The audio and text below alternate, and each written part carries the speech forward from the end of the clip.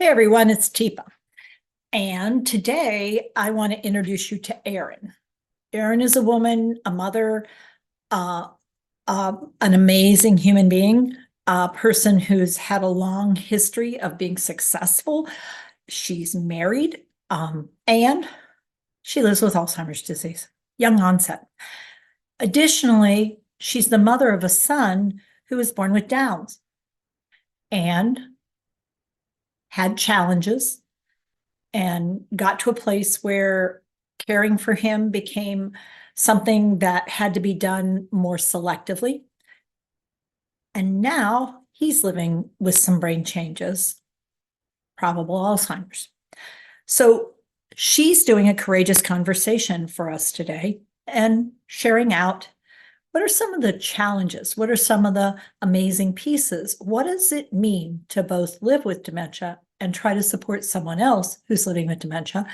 And know that your spouse who's supporting you and trying to support the other person is themselves putting themselves at risk for being overwhelmed at times. And yet figuring out how to live life and live well. And so for me, boy, that's for sure a courageous conversation and a remarkable story. So I'm hoping that you'll be curious enough to want to listen in. Erin has some really interesting observations and some recognition of frustrations and lack of support system issues. And yet she's trying to figure out, okay, despite all that, what do we do? Because we're still here and we still need to do something.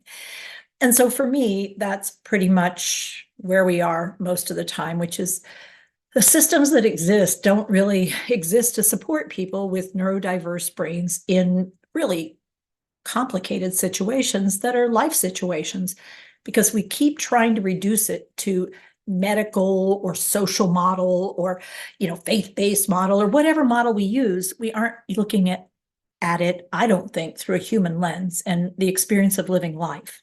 And we say frequently, it is what it is. What are you going to do with it? But it sure would be more helpful to have options available that made you feel good instead of options available that made you feel awful, that you're having to pick something, because it wouldn't be a choice you would want and it wouldn't be a choice that you want, but it's the options you have. And so here's what we've got. What are we going to do with what we have? And all too often, it places us as individuals in situations where we have to make crappy choices, not because we want to, but because if you don't make choices, things happen anyway. And for most of us, trying to guide or direct things or balance things is part of being human, wanting to have some sense of being somewhat in control of what you can be in control of, and then acknowledging there's some things you can't be in control of.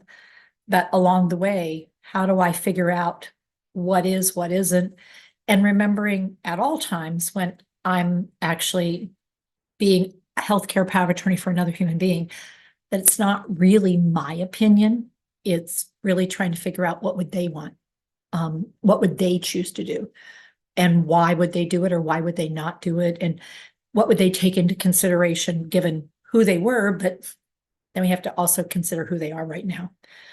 So it's a tricky thing we do when we try to advocate for ourselves, someone else, advocate within a system, and actually advocate for a changing system and changing the system. But we believe in changing the culture of care. And part of what we believe in is listening to people who are in care and are doing the care, and listen to people who are living lives and see if we can figure out what's the messaging that we're hearing here and how can we do a little bit better, make a little bit of a difference for someone so that things go in a more upward direction than downward.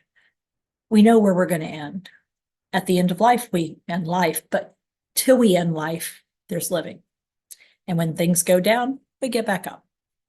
But sometimes it's really hard. So I hope you enjoy or learn from Erin's sharing. Very courageous woman for sharing out. And I want to say thank you personally to her and to her family. Thank you, Erin. And thank you to everyone out there who provides support, care, love, or is supported, cared, and loved for. And hopefully that includes everybody. And if not, let us know if we can be of support, because there isn't something out there that you feel like you can use. I don't know if we'll be the answer, but we'll certainly answer the call and see if there's something we can offer. All right, everybody. Till next time, take care with your care.